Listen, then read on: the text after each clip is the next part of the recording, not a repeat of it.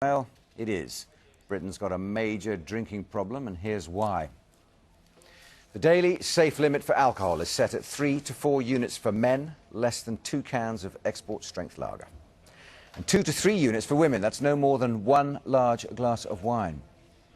The latest figures for England show 41% of men and 34% of women drink more than the recommended daily limits.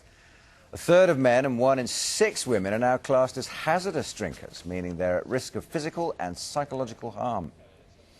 Last year, more than 860,000 people were admitted to hospital as a result of drinking, and that's up 69% on 2002. In England, there were over 6,500 deaths directly linked to alcohol, mostly due to liver disease. The Royal College of Physicians estimates that figure rises to 300,000 deaths if you include cancer and obesity-related deaths linked to alcohol.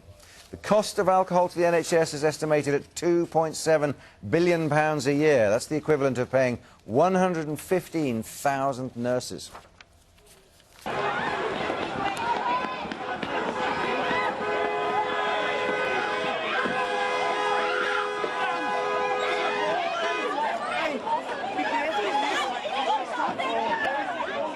It's kicking off again. The police patrol group, whose only job this weekend to react to street violence, wade into a melee of fists and fighting. Situation normal in Warrington.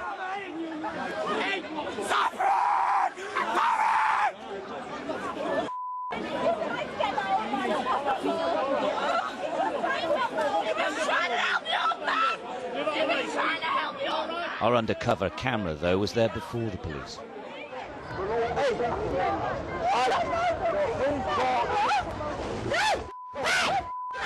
It was an argument over a cab. There's no generation gap when alcohol's involved. Listen!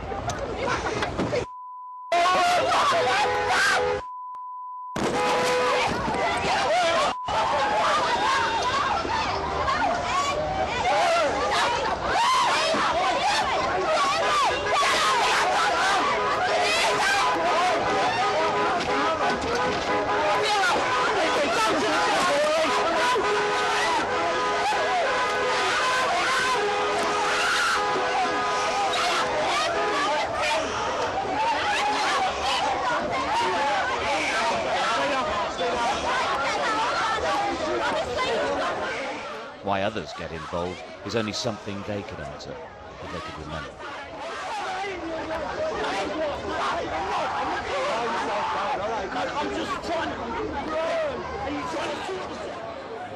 The old lady is left lying in the street, waiting for an ambulance.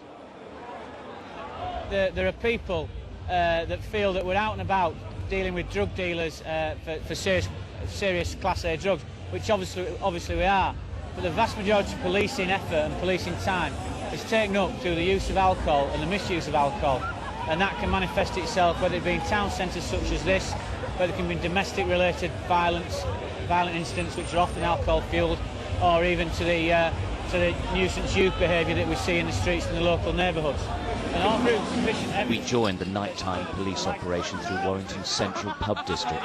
Hundreds upon hundreds of youngsters, seemingly oblivious to the cold, touring the 50 or 60 licensed premises in an area spanning no more than a few hundred yards in any direction.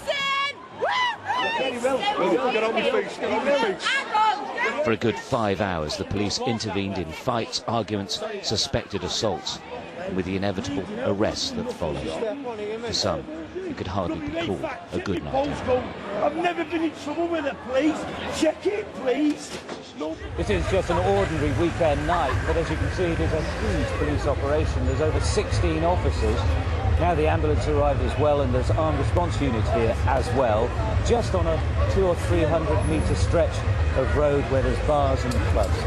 It's hugely expensive, and as the police point out, since the change in the licensing laws, it doesn't end at 1 or 2 o'clock in the morning. This is going on till about 5 or 6 in the morning before it's finished. In the town where Gary Newlove was kicked to death by drunken youths, where the police and the council are actively addressing the problem of drink-fuelled antisocial behaviour, it's clear there's a long way to go. Are you happy? And in reality, this is just a snapshot of Britain. This town's not the exception, say the police. It's the rule.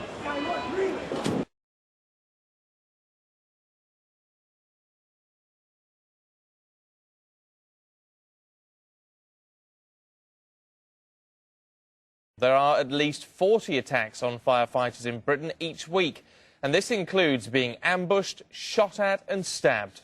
Michelle May reports. Sky News can exclusively reveal there are 40 attacks on firefighters every week in the UK. In England and Wales, the number is rising. From 2005 to 2006, there were 1,359 attacks, rising to just over 1,500 between 2006 and 2007. A stark contrast to official figures for the same period, showing just 399 attacks. Union leaders claim the government is getting its sums wrong. Figures are completely unacceptable from the government, and I think that's one cause of concern, that they simply don't seem to be taking this issue seriously. It is yet another face of antisocial behaviour on our streets, and in some cases alcohol is once again being blamed. You only have to look at what happens on the street, on street corners, where young people are able to access alcohol, whether they buy it themselves or not. But it certainly has an impact, I think, on the type of situations that we find ourselves in. Many fire services use CCTV, but there's little evidence it makes any difference. They didn't sign up for this. They're pumped surrounded by more than 20 teenagers. Still in the missile attack. Urgent request for attendance of police. Different cities, but the abuse is the same. Teenagers hurl bricks, anything they can get their hands on. This crew is lured to a bonfire and hit with flaming planks of wood. It's 4 in the morning and Red Watch in Manchester are called to 3 car fires. The watch commander is anxious that it's someone's idea of a prank. It's the police for possible deliberate ignition. But over in the last few years, we seem to be getting a lot more of it. And it ranges, you know, from just people spitting on you, verbal abuse and that type of thing, to, you know, people firing fireworks, throwing bricks, bottles. Firefighters say it's now a recreational activity. Booby traps, knives and even petrol bombs are used by youngsters who are bored and frustrated. We extinguished the fire, and as we were making up the equipment, they all attacked us. They chucked bottles, bricks, ornaments, so we tried to leave the area as quickly as possible to defuse the situation, but unfortunately they surrounded the appliance and wouldn't let us leave. This is the kind of party Manchester didn't want to host. Around 200 angry people charge police through the city centre. They're throwing anything they can get their hands on. Outnumbered and in retreat, one officer falls to the ground and is attacked. This is a much higher quality video, and as you can see, it really does give a picture of the chaos. And in the middle of all that, those fans, which are described as a pack of baying wolves by the Deputy Chief Constable, are police officers who look hopelessly outnumbered, and later on are actually running, or some of them are running from the football fans, or so-called football fans. So you can really see the pressures that they were under. Alarming, this for 2 reasons. One, in the short term, of course, thousands of British fans will be descending on Moscow next week for the final of the European Champions League. There were many people who had gathered in the city to watch this, but there was no inkling that this was going to happen. It was apparently sparked by this big screen not working, but alcohol was behind some of the violence. Yeah, very much so. There's been no suggestion that this was an organised bout of hooliganism. The trigger does seem to be that the big screen, which had been specially erected for fans to watch the game, because bear in mind nearly all the fans who turned up didn't have tickets for the actual stadium, so they were watching on the big screen. The big screen broke down. But as you say, this was very much fuelled by alcoholism.